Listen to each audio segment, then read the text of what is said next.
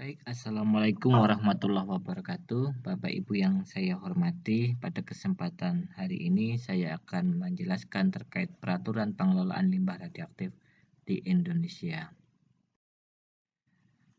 Pokok pembahasan pada kesempatan hari ini tentunya berkaitan sama peraturan-peraturan di mana Undang-Undang Nomor 10 Tahun 97 yaitu tentang ketenaga nukliran diturunkan melalui Peraturan Nomor 61 Tahun 2013 secara spesifik terkait tentang pengelolaan limbah radioaktif. Bapak Ibu sekalian mungkin belum tahu apa itu limbah radioaktif, bahwa limbah radioaktif yaitu zat radioaktif, bahan serta peralatan yang terkena zat radioaktif atau menjadi radioaktif karena pengoperasian instalasi nuklir yang tidak dapat digunakan kembali. Berikutnya, menurut Peraturan 61 Tahun 2013, pengelolaan limbah radioaktif itu terdiri dari pengumpulan, pengelompokan, pengolahan, pengangkutan, penyimpanan, dan atau pembuangan limbah radioaktif. Selanjutnya, penghasil limbah radioaktif adalah pemegang izin pemanfaatan sumber radioaktif pengion atau bahan nuklir dan atau izin pembangunan, pengoperasian, dan decommissioning instalasi nuklir yang karena kegiatannya menghasilkan limbah radioaktif. Berikut adalah gambar terkait kegiatan pengelolaan limbah radioaktif yang ada di Pusat Teknologi Limbah Radioaktif. Selanjutnya, peraturan terkait tentang pengelolaan limbah radioaktif aktivitas rendah dan tingkat sedang diatur melalui Peraturan Kepala Badan Pengawas Tenaga Nuklir Nomor 8 Tahun 2016.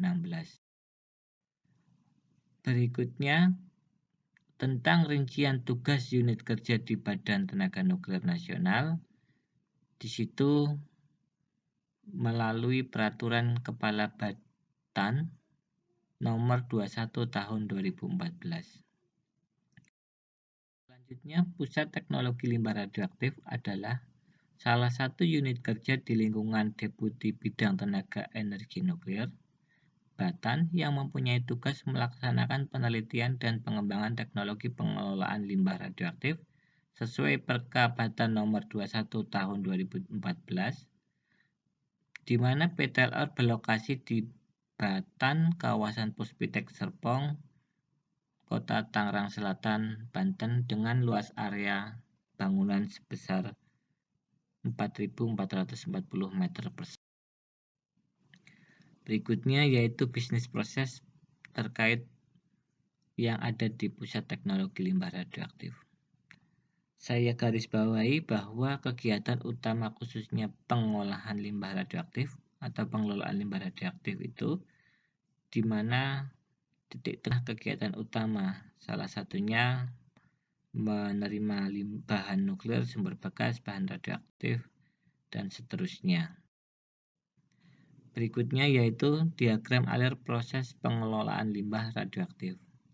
Secara sifat fisiknya, limbah radioaktif itu dibedakan menjadi limbah radioaktif cair, semi cair, dan limbah radioaktif padat. Berikutnya untuk limbah radioaktif cair, tahapan proses pengolahannya bisa menggunakan fasilitas evaporasi atau penukar ion. Di situ melihat kandungan karakteristik kimiawi terlarut dalam limbah radioaktif cair itu sendiri. Untuk limbah radioaktif cair organik bisa dilakukan dengan proses insinerasi. Berikutnya, limbah radioaktif semi cair atau resin bekas, yaitu tahapan proses pengolahannya langsung menggunakan sistem sementasi. Berikutnya yaitu limbah radioaktif padat.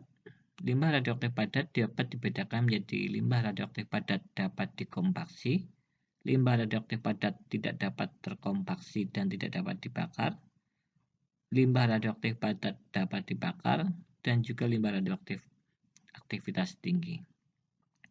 Pada kolom berikutnya yaitu tahapan treatment pengelolaan limbahnya, yaitu baik sementasi ataupun conditioning.